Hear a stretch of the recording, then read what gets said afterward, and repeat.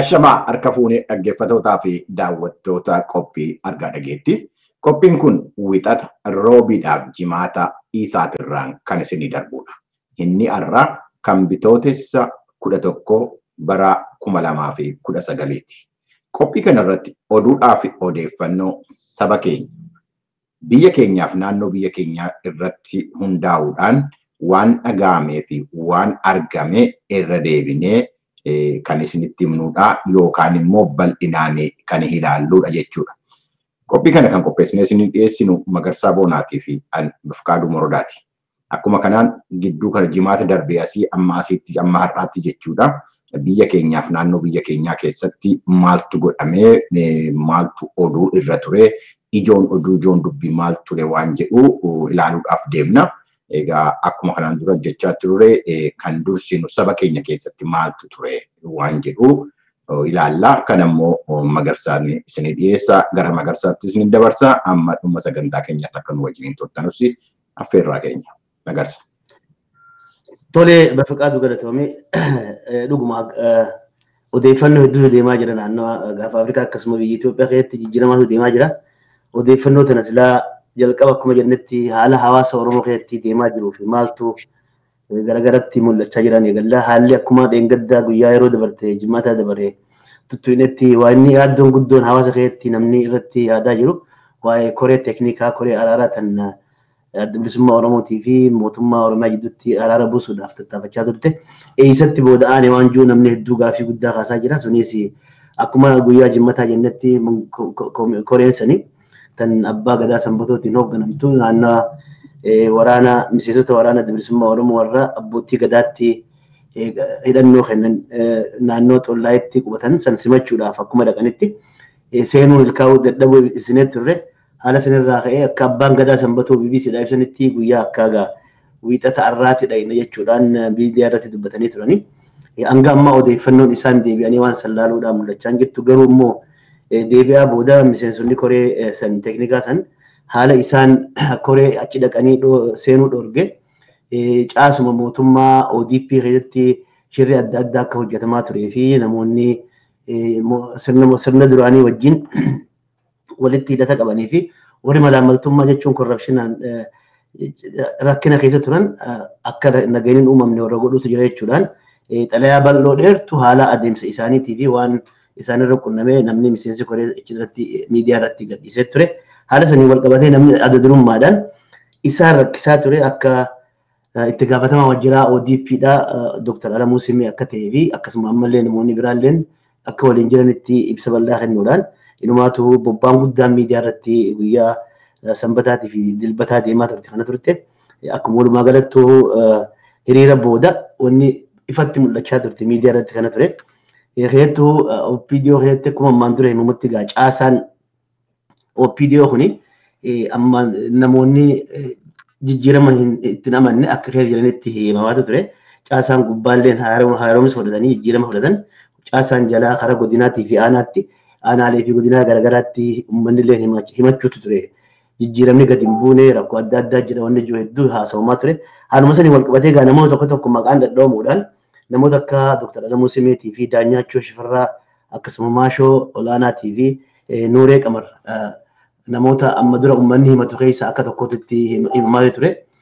Haala kanarratti hundaa'uudhaan bobbaa guddootu deemaa ture. Bobbaa guddoo akka gaariitti namoota hunda wal yaachiftu hedduutu deemaa ture. Haaluma kanaan haalli amma koree teeknikaa kuni bifa kam akka deemaa jirtuu fi bifa kamitti akka fuula deeffattee wanni ifatee hin jirtu gaamii dhawaatumaan torbaan as deemu kana waan isaan irra gahan hubannee ilaallaa jechuudha.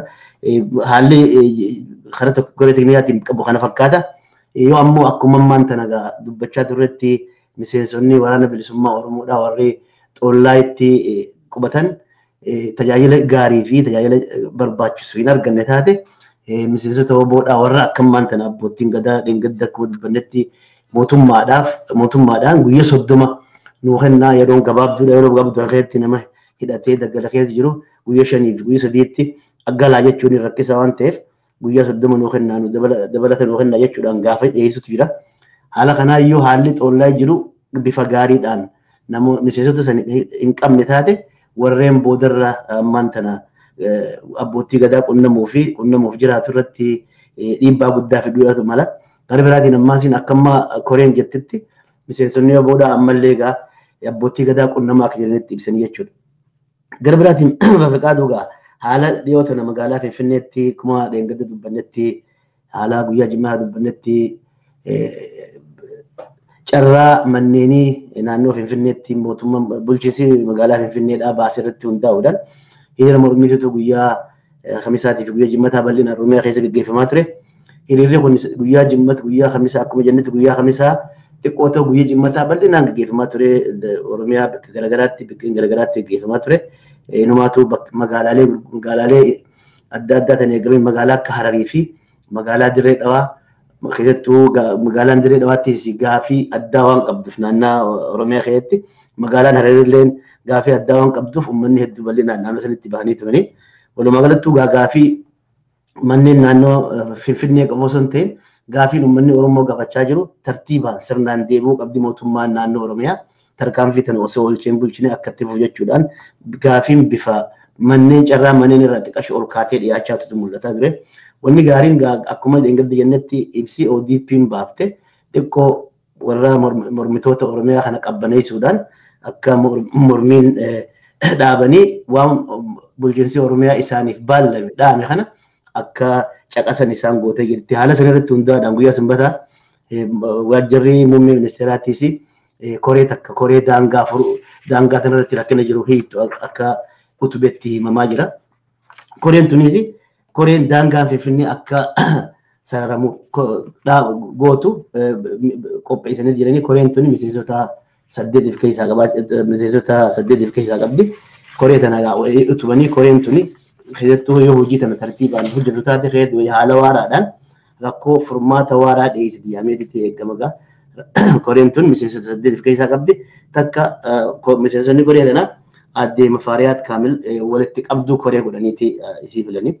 Akkasuma ammallee addee Xayyibaa Hassan miseensa koree tanaatii fi obbo Ahmad Tusaadhaa miseensa koree tanaa akkasuma Dr. Girmaa Amanteedhaa miseensa koree tanaa Injiinar Taakkala Uumaatis inni gaa bulchiinsa magaalaa Finfinnee keessatti itti aanaa kantiibaati. Isaas akka miseensa koreetti. Finfinnee keessa ammas obbo Indaawq Abbixee miseensa koree ta'uudhaan Dr. Salamoon Kidaanee miseensa koree akkasuma obbo Tasfaayee Beeljigiiti miseensa koree ta'uudhaan namoota 8 filanii jira jechuudha. Koreen tuni akka isaan jedhanitti koree rakkoo daangaa bulchiinsa magaalaa Finfinneetii fi Oromiyaa qorattee yaada furmaataa dhiyeessitu jechuudhaan dhiyeessanii. Haa ta'u immoo koreen jaaruun tuni waa ammaan hin baane ammaan duraas akkuma dura jennetti koreelee jaaruun tuni yeroo garaagaraa turtee jirti. Akkuma amma dura jennetti bulchiinsi Oromiyaadha. Bara dabre koree nama 7 keessaa qabdu jaaruu himuun keenya yaadama. Maaliif manni bulchiinsa mootummaan naannoo Oromiyaadha. Miidiyaadhaaf bara dabre akka ibsatetti nama 7 kan koree akkanaa fakkaattu jaaree keessattuu bulchiinsa Oromiyaarraa haala kana qoratu jechuudhaan ibsadee turani. Koreen sawwaa takka waan isiin geesse wanni immaan tana isaan watakkallee wanni himan takkallee jirtu. Koree tanas gaamee itti baay'ee isiin ilaalaa jechuudha waan isiin wanni jettu Bafaqaa. Gara biraatiin arraan tana akka miidiyaa irratti himamutti naannoo Gujii Bahaatti hidhattoonni bulchiinsa naannoo Somaaleedhaa daangaa Oromiyaa cehuudhaan jiraattota naannoo Gujii Bahaarratti ganda Jaaroo Jaamurratti bakka Jaaroo Jaamurratti akka balaa buusanii fi akka nama 8 lola bananii halkan keessa walakkaa booda dhukaasa bananii nama 8 akka ajjeesan nama 3 akka ajjeesanii fi dhiifama nama 3 akka ajjeesanii fi 3 akka madaa'etti himamaa jira. Manneen haga tokko akka gubanitti himamaa jira jechuudha. Tunis akka ammaan tana bulchaan naannoo sanii obbo Roobaa himanitti namni manneen 8 akka gubametti inni maqaa himaa jira. Uummata dagatee uummata nagaan taa'u jiru hulluuqanii seenuudhaan manneen gubuudhaan qabeenya jechuun loowwanii fi horiilee saamuudhaatu himaa jira jechuudha. Bikki ammaan tanatti lolli ta'e kuni raayyaan ittisa biyyaa fageenya kiiloomeetirii 10 irraa fagaataa jiraachuudha. Bulchaan naannoo sanii obbo Roobaan himee jira. Uummanni immoo akka himamutti raayyaan ittisa biyyaa dhufeetuma footoo kaasee deemuu malee waa takka illee wanni isaan gargaarsan godhan jechuudhaatu gabaafaa jira jechuudha. Haalli kun dabree naannoo daangaa irratti ni mul'ata. Namni hidhatee bakka takka ta'u seenee rakkina san uumuun ni mala garuu bifa gartee qindoomina qabuun kan naannoo akka cinaaksanii fi amma dura Moyyaaleetti bifa guddaadhaan waan walitti qindaa'ee deeme hin fakkaattu haalli wanna kanaati meegaa dhawaatumaan laallaa jechuudha. Wanni biraa Bifqaadu guyyaa Jimmataatii fi Sanbata dabre magaalaa Ambootti waltajjii Yuunivarsiitiin Ambootii fi Biiroon Aadaa fi Turizimii Oromiyaa qopheessiteen konferensiin tokko waltajjiin takka qophootee turte. Waltajjiin tunis haala afaan Oromoo itti hojii federaalaa ta'uu fi akkasuma ammallee afaan Oromoo afaan federaalaa akka ta'u irratti marii ogeessonni afaaniitii fi ogeessonni biraattis ogeessonni seenaatis achirratti waraqata adda addaa dhiyeessuudhaan mariin guyyaa lama bal'inaan deemaa turte. Haala sanarratti afaan Oromoo seeraanis ta'e heeraan afaan Oromoo afaan hojii mootummaa ta'uun waan rakkisaa ta'uu miti waan guddaa nama rakkisuu miti jechuudhaan dhumarratti irratti walii galanii jiranii. Walumaa galattuu afaan kun afaan sabaa fi sablammoonni akka haala kanarratti deeggarsa guddaa godhanillee gaafii dhiyeessaniitu jiranii. Afaan Oromoodha afaan biyya Itoophiyaa irratti dubbatamu osoo hin ta'in afaan gaafa Afrikaa keessatti biyya garaagaraa dubbatamu ta'uudhaan afaan federaalaa bira dabreetu afaan dhaaba mootummoota garii irratti itti hojjetamuu qabu jechuudhaan qorannoo xalayaa irratti hedduu dhiyaatee ture. Walumaa galatti gaa guddina dhawaatumaan amma akka ammaan tana hubannutti afaan Oromoo keessatti guddina gaarii hedduutu argamaa jira. Akka gaafa nuti ijoolleedhaa gaafa nuti dargaggeeyyiidhaa afaan Oromoo kana bakka silaa barbaachisu dubbachuun rakkisaa ture. Har'a immoo bakka adda addaatti sadarkaa adda addaatti afaan guddachaa deemu arguu jirra. Dura jalqaba afaan Oromoodhaa bikkitti dhagayaa turre sadarkaa gaafa Afrikaatti reediyoon Maqdishoo irraa afaan Oromootiin dabraa ture marraa duraatiif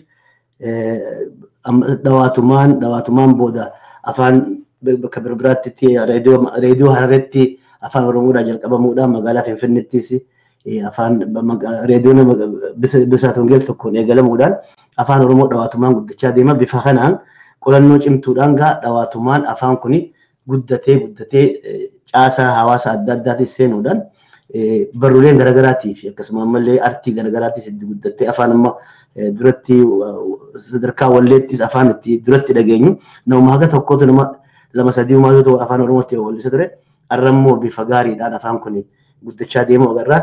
Qorannoon tun egaa qorannoo cimtuu taate qorannoo cimtuu ta'uudhaan akka afaan kun afaan federaalaa yeroo gabaabaatti ta'uu irratti walii galanii jiranii. Kunis egaa mootummaan naannoo Oromiyaa waan kana bifa cimina ta'ee fi bifa qindoomina ta'een irratti akka hojjettutti dhaabbatanii jiranii.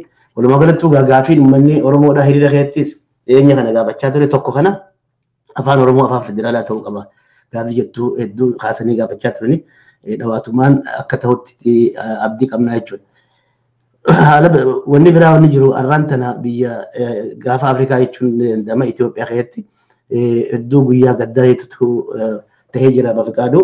Kunis xayyaarri Itoophiyaadhaa akka beekamutti xayyaara jiru keessaa hedduu Afrikaa keessaa xayyaara nagayaatii fi xayyaara waa hundaa eeggatee jiru ta'utu beekamaa jira.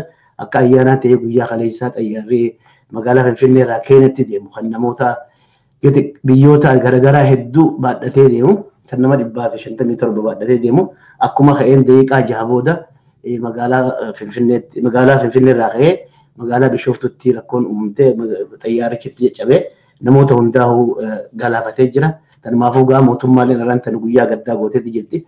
Tanumaa wajjin nutis hedduu gadda qabnu akka dhageeffannu jechuumaaf sitti kaasee tanumaan qaba.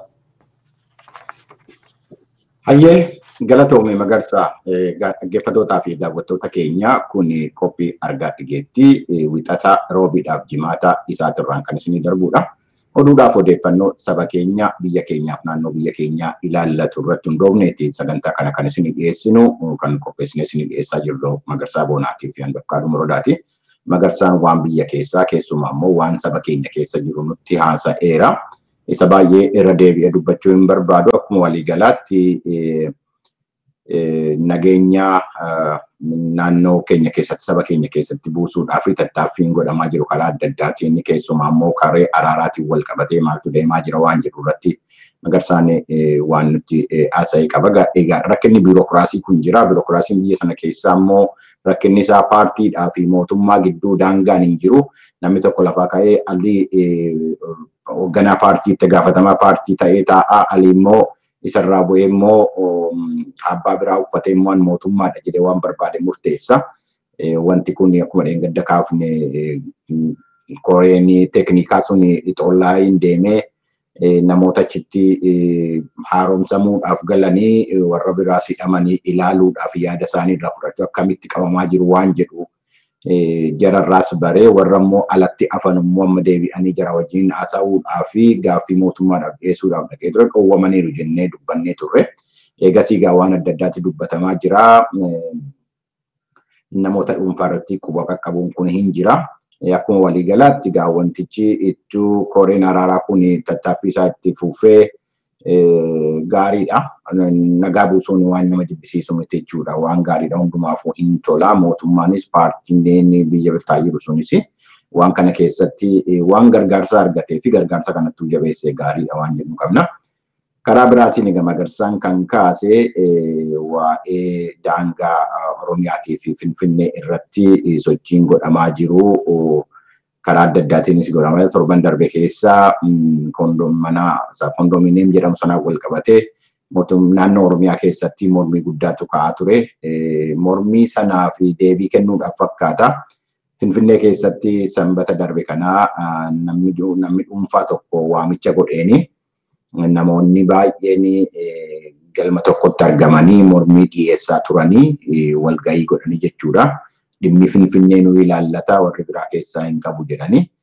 Kanaaf abidda girgiraallee qabatanii waa ixaana faa aarsaa katamaa keessa deemaa turanii gaariidha ixaana aarsuun katamaa sana keessatti.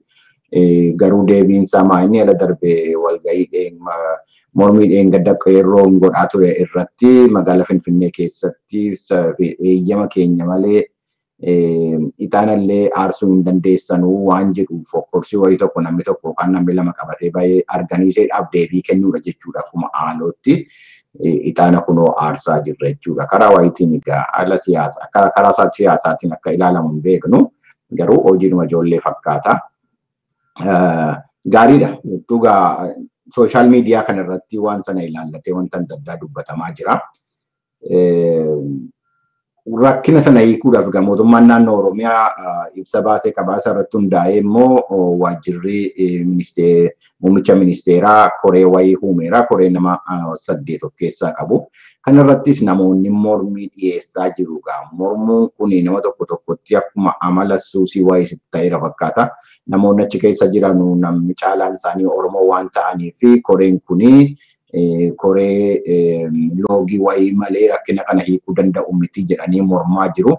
Namoonni tokko immoo amma sooshaal miidiyaadhuma kanarratti Abiyyi maaltu sagalcheetiyyuu koree ijaaraa waan jedhudha. Namoonni kun hin beekanullee seeruma katamaan sun itti ijaaramtellee hin beekamu. Heeraanis magaalli sun muummicha ministeeraa biroo waajjira muummicha ministeeraa jalatti kan bultudha. Kan ilaallatus biroo muummicha ministeeraati. Koree achi keessatti uumuun rakkina kana hiika jedhamu kan uumuun irra jiru isaani. Koreen kun ammam nama akkamii of keessaa qaba wanti jedhu gaaffii biraati.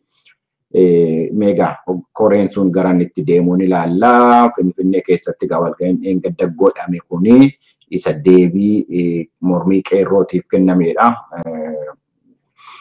Wanta akkanaa tokko gaariidha. Chaaleenjiin jiraachuun kun gaariidha siyaasa keessatti. Booda walitti dhufanii taa'anii dubbachuudhaafis hin fayyada. Amma balaa hin uumnetti amma badiinsa hin uumnetti jechuudha. Akkuma sila kaafne girgiraa qabatanii ixaana qabatanii namoonni ba'anii jiru. Aarsaa deemaa turanii katamaa keessatti.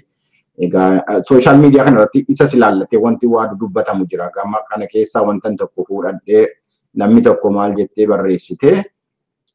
Eeyyama qeerroo malee magaalaa Finfinnee keessatti fincaa'uun hin danda'amu yoo jedhamee barreeffame yookaan immoo bokkorsuu akkanaa qabateettu yoo qeerroon bahe kana booddee maaltu ta'a laata magaalaa sana keessatti waan jedhu gaaffii tokko sooshaal miidiyaa kanarratti ergeen ture.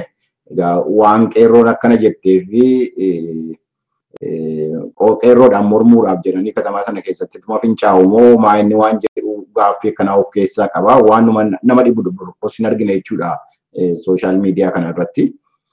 Akkuma waliigalaatti koree nama muummichi ministeeraa dhaaban kuni garamitti deemaa warri bitaan mirgaa immoo wal falman kuni falmiidhuma kanarratti itti fufummoo bor walitti deebi'anii wajjiniin haasa'anii wajjiniin mari'atanii wanti rakkinni kun mariidhaanii kan waan jedhudha. Isa walgahii sanbataa sana booddee namoonni hidhaman jedhamee dubbatamaa ture. Amma immoo akka deebinutti namoonni hidhaman ammanas hin jiru wanti jedhuun dubbatamaa. Poolisiin naannoo Finfinnee immoo warri walgahii sanarraa deebi'an badaa balleessaa uumuu yaalanii itti jarri hin qabne borsinee digadhiifnee irra waan jedhan dubbataniiru. Kanuma kan jiru karaa biraatiin ala darbe torban lamaan darbe keessatti dubbannee turre. Pirezidaantiin biyya Faransaay Itoophiyaa akka daawwatan dubbannee turre. Emmanuel Macron gidduu kana Itoophiyaa dhufanii daawwachuudhaaf deemaa jiru. Akka ibsi tokko kanarratti kennametti kanan waa tokko kaasnee turre. Egaa bataskaanni inni Laallibalaa jiru suni siidaa Laallibalaa siidaan asii bataskaanas innis baay'ee dadhabaa jira caccabaa waan jiruufi mootummaan Faransaay suphuu sana keessatti akka inni hirmaatu gaafatamee ture. Isumatitti deemaa jira. Kanas karaa biraatiin immoo eerpoortiidhuma Finfinnee sana immoo bal'isuudhaaf gara doolaara yuuroo miiliyoonii 100 Faransaay akka kennitu si dubbatameera. Karaa kanaan gargaarsa gooti jedhameeti kan eegamaa jiru. Kanaafuu pirezidaantiin biyya Faransaay gidduu kana har'a yookaan bori Itoophiyaa galu guyyaa 2 jechuudha. Kunuma kan dhagaa jiru. Karaa biraatiin egaa akkama garsaan dhumarratti kan kaase gidduu kana sanbata darbee jalqabee addunyaa irratti waa'ee Itoophiyaati kan dubbatamaa jiru. Kunis waa'ee gaddaatii balaa xiyyaaraan ga'eedha. Akkuma dubbatamee xiyyaarri Itoophiyaa tokko kan nama fe'ee Finfinneedhaa ka'ee gara Naayiroobiitti deemaa jiru. Akkuma ka'een daqiiqaa 6 booddee kufee namoonni achi keessa jiran garriin namoonni 157 dhumuu isaaniiti. Kuni mataa isaa danda'ee oduu baay'ee gaddisiisaadha. Miidiyaaleen addunyaa adda addaa waan kanarratti gidduu kana kan dubbachaa jiran hamma har'aatti. Kun sababa qaba. Tokkoffaa namoonni achi keessa turanii gara biyya 35 keessa lammiilee biyya 35 addunyaa kanarra jiranudha. Baay'eedha. Lafti nun tuqne hin jiru jechuudha. Kanaaf miidiyaan addunyaa kun irratti xiyyeeffatee dubbachaa ture. Karaa biraatiin immoo xiyyaarri kun kan hojjete kaampaanii biyya Ameerikaa kan ta'e Boeingidha. Xiyyaarri 737 Max 8 jedhamu kun kanaan dura waggaa darbee biyya Indooneeziyaa keessatti rakkinni akkanaa irra ga'ee ture. Onkoloolessa 2018 keessatti jechuudha. Akkuma haaluma wal fakkaatuun haaluma ka'ee jedhuyyuu daqiiqaa muraasa deemee gadi bu'ee galaana irratti caccabee badee achi keessa namoonni jiran 189 du'aniiru. Kanaafuu xiyyaarri kun rakkina qaba jedhamee irratti dubbatamaa waan tureedhaaf amma caalaa addunyaan kanarratti fuula gurra kennees kan baay'ee irratti dubbatamaa jiru. Egaa akkuma dubbannetti namoonni achi keessatti du'an nama 157 sana keessa namoonni 149 namoota ittiin deemaa jiran warri afan namoonni afan immoo hojjettoota achi keessa jiranudha kan lammiilee Itoophiyaa warra ta'anii baay'ee nama gaddisiisa wanti kuni. Akkuma kanaan egaa oduuwwan amma jiran kan jedhamu maali namoonni achi keessatti dhuman keessa namoonni caalaan lammiilee Keeniyaati.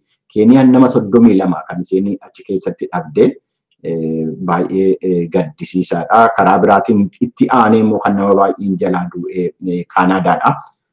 Namoonni baay'een kan achi deemaa turan Keeniyaa keessatti dameen mootummoota gamtoomanii dhaabana mootummoota gamtoomanii walgahii tokko Keeniyaa keessatti geggeessaa jira. Walgahii sanarratti argamuudhaaf namoota deemanuudha caalaan isaanii namoonni biyya adda addaa keessa achi deemaa turan kuni. Karaa Itoophiyaatiin nama tokko kan warra hojjettootaa malee jechuudha. Warra hojjettootaa gargaartotaa fi warra awuroopilaanii sana xiyyaara sana balalisaa jiru caalaa nama tokko kan Itoophiyaa kan biraa kan walga'iidhuma kanaaf dhimma daa'imman irratti namni hojjetu namni Taammiraan Muluu Damusee jedhamu tokko du'eera. Warri biraa warra hojjettoota awuroopilaanii sanaati jechuudha Itoophiyaa keessa. Awustiraaliyaan keessa jiru. Awustiraaliyaan dooktaroota sadiitu du'e. Lammiilee Awustiraaliyaa kan ta'an dooktaroota sadiitu du'e. Akkuma kanaan immoo ammas dhalootaan Naajeeriyaa ta'ee garuu biyya Keeniyaa, biyya Kaanaadaa keessatti kolleejjii tokko keessatti piroofeesara kan ta'e namni tokkos du'eera beektota ciccimaatu du'e jechuudha. Karaa biraatiin immoo Keeniyaa keessatti kanaan dura barreessaan Federeeshinii kubbaa miilaa biyya Keeniyaa kan turan ammas du'aniiru. Itoophiyaa keessa turanii walgahii wayitiif Itoophiyaa keessa biyyatti deebi'aa jiranu.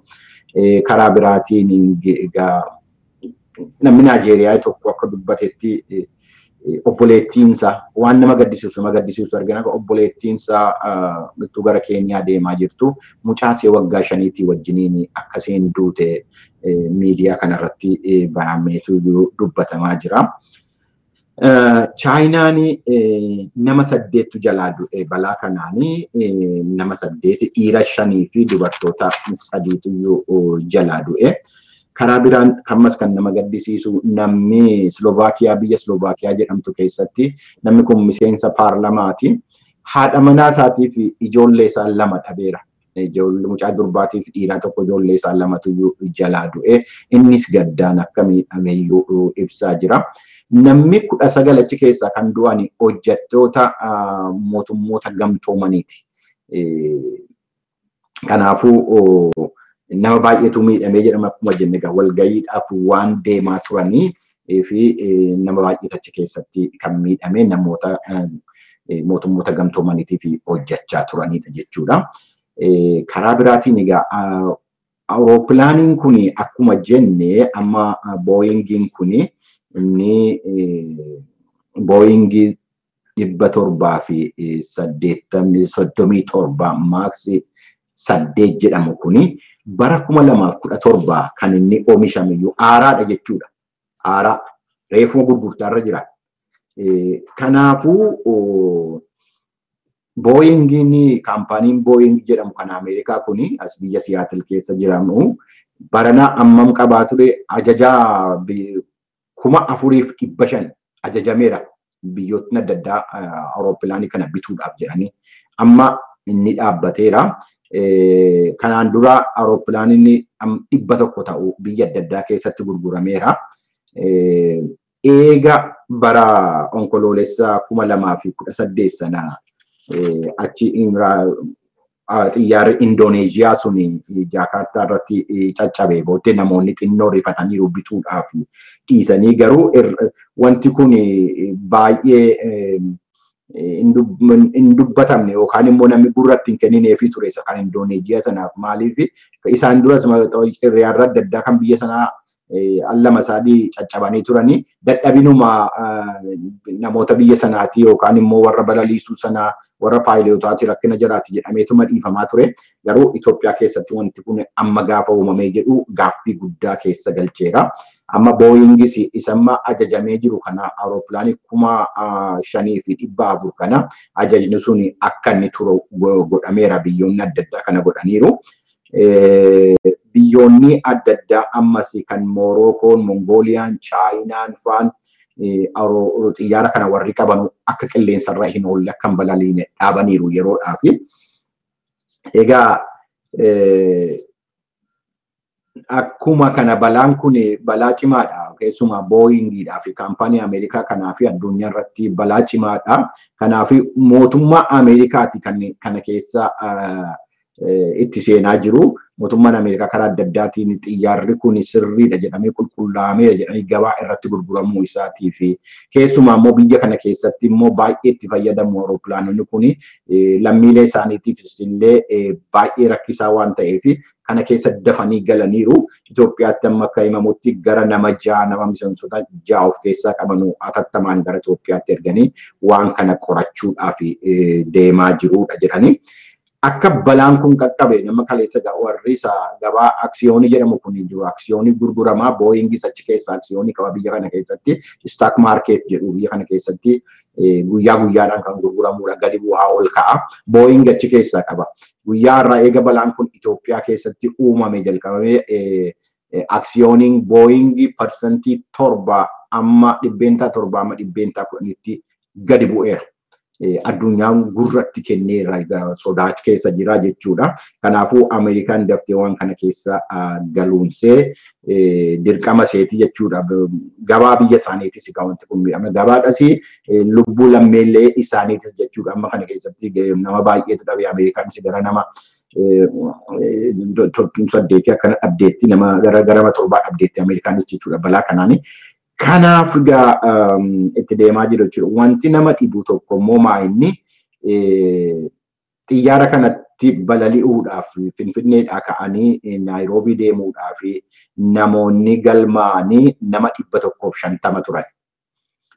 Nama 150 sana keessaa namoonni du'anii nama 149. Namni tokko hin hafe. Namni kun nama Antooniyoos Maavero Phaawulos jedhamu nama biyya Giriikiiti.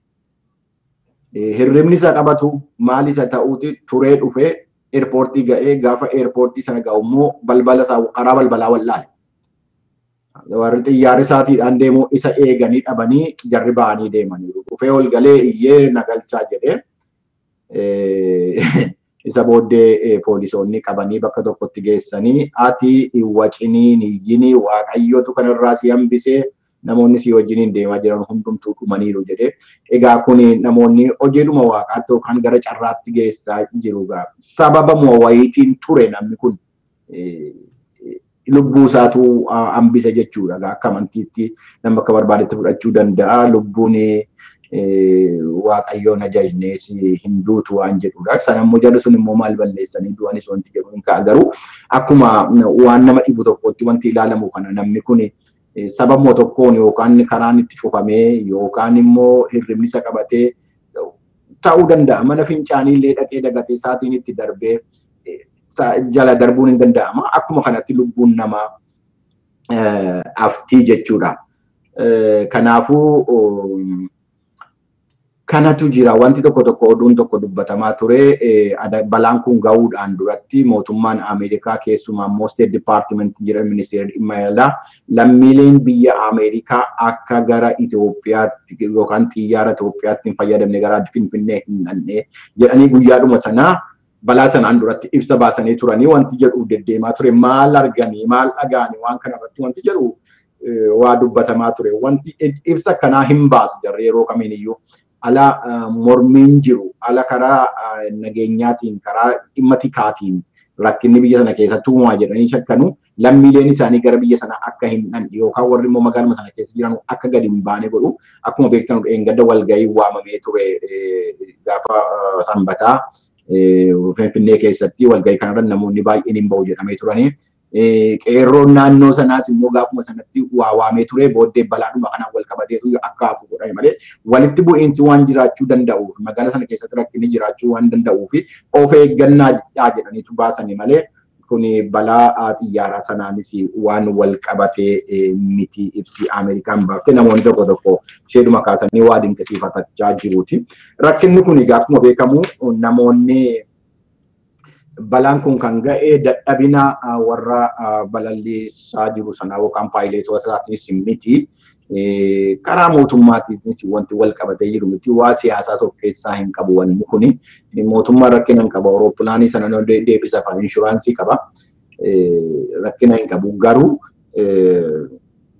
wanti achirratti dubbatamaa jiru darbee wanti tokko wanti dubbatamaa jiru maayini siyaasaan walitti fiduu nama walitti fiduu wanta akkanaa in argama kun namootuma yaaduma namoota xixinnooti jedhanii bira darbuun malee kan danda'amu waanuma hundumayyuu siyaasa walitti dhuun maaluma hunduma mootummaadhaan walitti dhuunis kunis rakkisaadha rakkoon akkana biyya kamiin keessattiyyuu waan uumamuudha.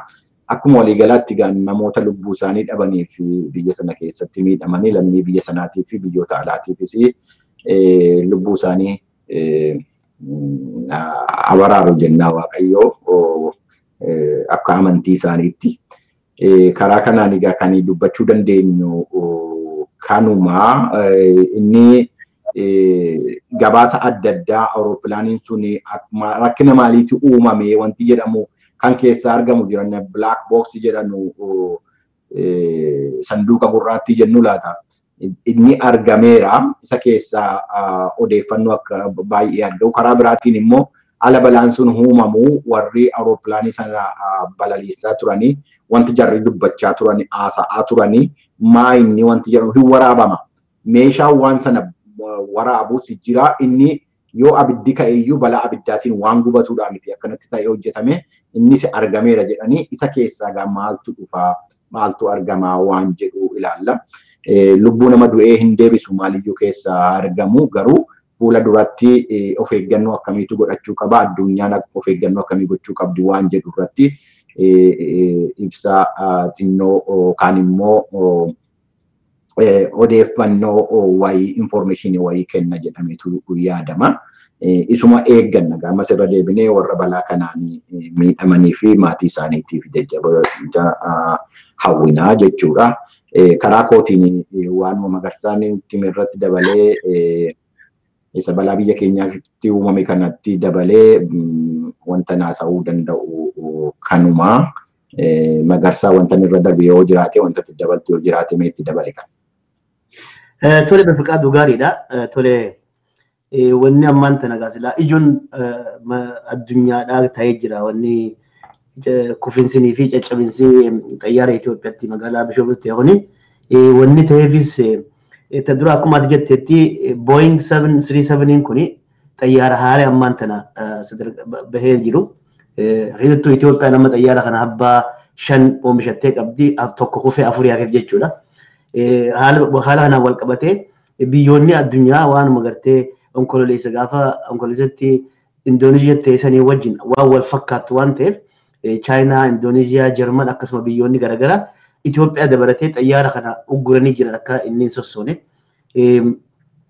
Xayyaarri kun irra guddaadhaan Ameerikaan eeritti USA Ameerikaa keessatti hedduu itti dhimma bahama.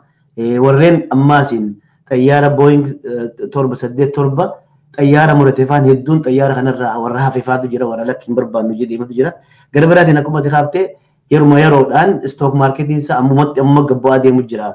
Haala kanaan wal qabatee ijoo addunyaa ta'eeti jira. Keessattuu naannawa Afrikaatti xayyaara Itoophiyaadhaa hedduu xayyaara karaa nagayaatiin beekame waan ta'eef akkasuma ammallee akkuma ati jetteetti addunyaa keessaa namoonni hedduun xayyaara kanarratti ajjeefaman biyya 35 keessaa waan jiraniif jecha ijoo addunyaa taatee jirti namoota haala kanaan wal qabatee gaa magaalaa Finfinnee keessatti imbaasonni addunyaadhaa kan Finfinneedhaa imbaasii qaban arraan tana gaddarra jiran alaabaa isaanii baandiraa isaanii gabbuusanii jiran jechuudha akkuma Itoophiyaatti wajjin. Eegalumaafuu gaa odeeffannoo guddoo taatee jirti. Lama dammaasiin walgahii guyyaa arraan tana magaalaa Naayiroobii keessatti godhamtu ta United Nation haala naannawaatiin eegumsa naannawaa irratti qophii guddaa godhan kan warri United Nation irratti hirmaatanii fi akkasuma qabeeyyonni gariin warri investara garaagariin irratti hirmaatan haala naannawaa keessattuu biyya addunyaa kana keessatti immaan tana laastikni tottolchan kun addunyaa tana balleessaa waan jiruuf haala sanirraa itti waan saniitii fi dandamachiisuu naannawaa jechuudhaan qophii arraan tana magaalaa Naayiroobii qaban irratti warra silaa hirmaatantu hedduu argama ichireetti ajjeefame akkuma jetteeti. Egypt irraa nama jahatutu kasilaachi deemu warri afaan hiikuudhaaf qophaa'ee achi dhaquu deemuutu achitti ajjeefame jechuudha. Tanumaafuu odeeffannoo guddoo wanni godhee jiru tana gaa mee xayyaarri kun isa haaraa waan ta'eef keessattuu akkuma jetteeti xayyaarota addunyaa keessatti maanta gurguraman keessaa karaa Aljazeeraatii fi CNN irratti daataa baasanii xayyaaronni ammaan tana bitamuudhaaf laayina duraa irratti namni biitii gaafachaa jirtu sadarkaa addunyaatti gaafachaa jirtu xayyaara isa kana Boeing 737 Max 8 jedhaniin kana silaa kan oomishamuudhaaf taa'amu amma gaasan cuftinuu dhaabbateeti firiistee jira jechuudha. Tanumaafuu odeeffannoo guddoo taateetii mul'achaa jirti oduun tuni.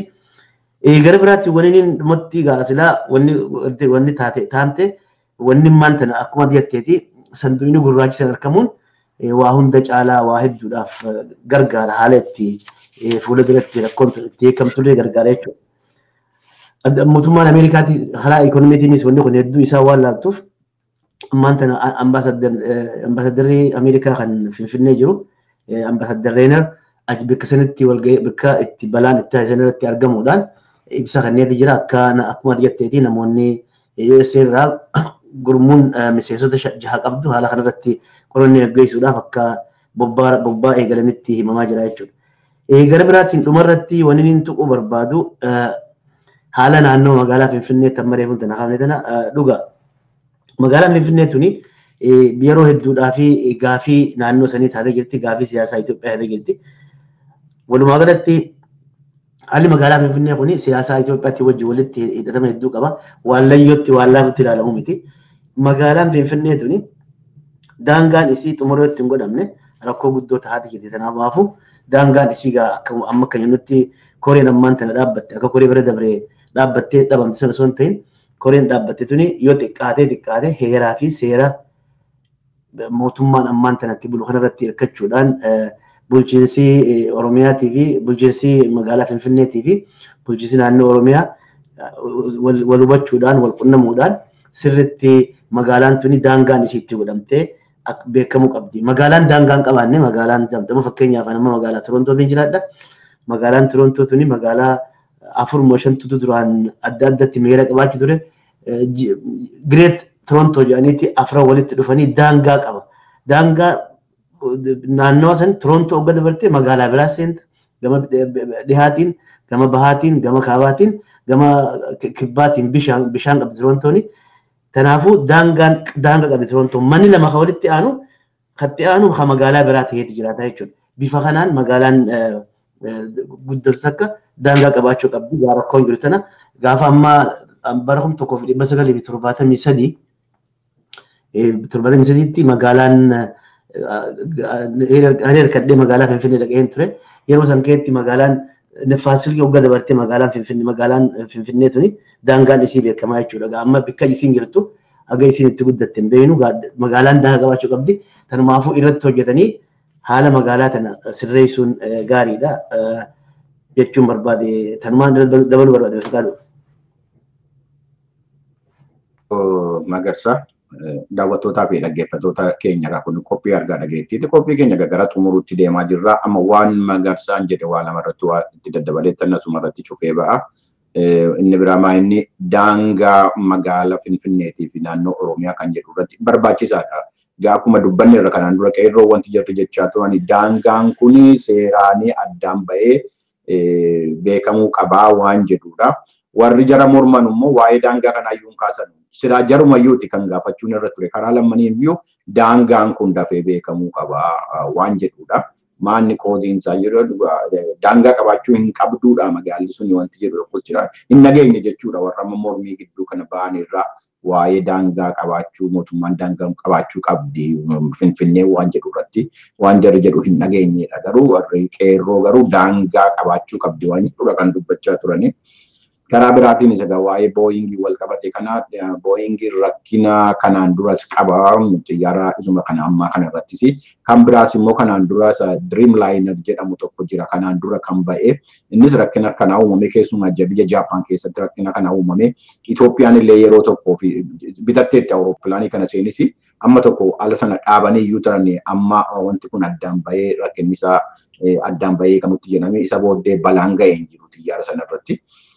Karaa biraatiin balaliisaan paayileetiin xiyyaara amma kufee kuni nama muuxannoo guddoo cimaa qabudha. Dargaggeessa garuu muuxannoo cimaa nama qabudha. Gara sa'aatii 8,000 nama balali'edha.